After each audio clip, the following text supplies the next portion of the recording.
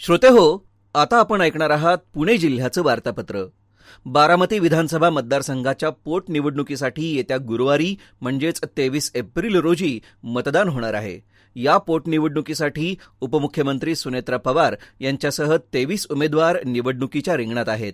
महाआघाडीतील घटक पक्ष असलेल्या काँग्रेसचे ॲडव्होकेट आकाश मोरे आणि ओबीसी आंदोलक लक्ष्मण हाके यांनी आपला अर्ज या निवडणुकीतून मागे घेतला आहे.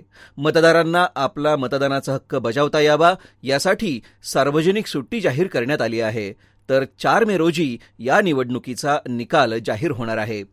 उर्डी कांचन इथं निसर्गोपचार आश्रमाच्या 81व्या वर्धापन दिनानिमित्त उपराष्ट्रपती सी.पी. राधाकृष्णन यांच्या प्रमुख उपस्थितीत एका कार्यक्रमाचं आयोजन करण्यात आलं होतं. भारतीय प्राचीन उपचार पद्धती केवळ शारीरिक नाही तर मानसिक आरोग्यासाठी उपयुक्त आहेत, हाच विचार महात्मा गांधींनी 80 वर्षांपूर्वी निसर्गोपचार केंद्राच्या माध्यमातून आपल्याला दिला. त्यामुळं आपण सर्वांनी नैसर्गिक जीवनशैलीच्या माध्यमातून निसर्गाच्या जवळ जायला हवं, असं प्रतिपादन राधाकृष्णन यांनी यावेळी केलं. राज्यसभेचे उपसभापती हरिवंश नारायण सिंह, राज्यपाल जिष्णू देव वर्मा आदी यावेळी उपस्थित होते. पुण्यातील विमाननगर इथल्या सिम्बॉयसिस ऑडिटोरियम इथं आयोजित केलेल्या जनसेहत सेतू शिबिराचं उद्घाटन आणि पोर्टलचं लोकार्पण केंद्रीय कामगार आणि रोजगार मंत्री डॉक्टर मनसुख मांडवीय यांनी केलं. निरोगी भारत, समृद्ध भारत आणि विकसित भारत ही संकल्पना पूर्ण करणं ही सर्वांची जबाबदारी असल्याचं ते यावेळी म्हणाले. जिल्ह्यात भारतरत्न डॉक्टर बाबासाहेब आंबेडकर यांची 135वी जयंती सर्वत्र विविध उपक्रमांसह उत्साहात साजरी करण्यात आली. केंद्रीय राज्यमंत्री मुरलीधर मोहोळ यांनी पुणे रेल्वे स्थानकाजवळील डॉक्टर बाबासाहेबांच्या स्मारकास भेट देऊन अभिवादन केलं. पालकमंत्री चंद्रकांत पाटील, राज्यमंत्री माधुरी मिसाळ, जिल्हाधिकारी जितेंद्र डुडी, महानगरपालिका आयुक्त नवल किशोर राम, महापौर मंजुषा नागपुरे, पिंपरी चिंचवडचे महापौर रवी लांडगे आदी मान्यवरांनी देखील डॉक्टर आंबेडकर यांना अभिवादन केलं. या निमित्तानं शिक्षणाची आवड असून देखील शिक्षण घेऊ न शकलेल्या 30 ते 75 वर्ष वयोगटातील महिलांना शिक्षणासाठी आधार देण्याचा निर्णय एरंडवणे भागातल्या गणेश मंडळांनी घेतला आहे.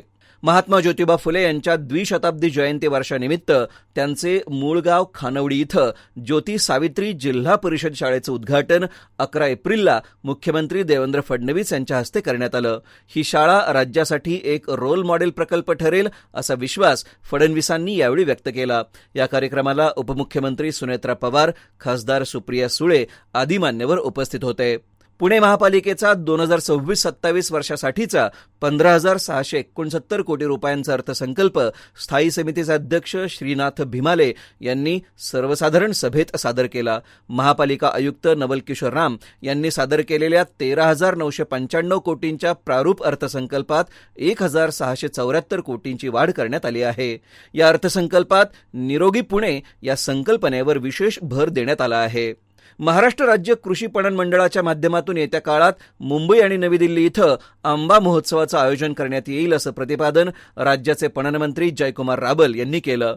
ते महाराष्ट्र राज्य कृषी पणन मंडळ आणि पुणे जिल्हा परिषदेच्या वतीनं मार्केट यार्ड इथं आयोजित आंबा महोत्सवाच्या उद्घाटन प्रसंगी बोलत होते.